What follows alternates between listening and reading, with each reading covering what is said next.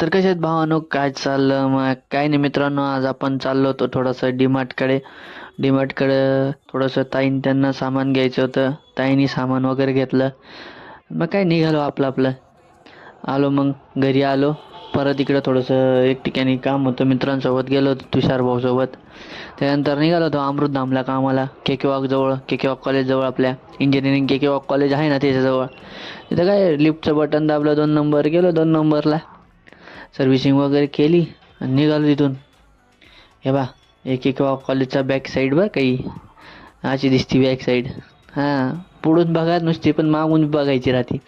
हे इथं आठवतं का तुम्हाला काहीतरी? आपले रील स्टार आहेत 2 जण, एक लेडीज आहे एक जेंट्स आहे. त्यांचे रील काढतात ते इथं पण.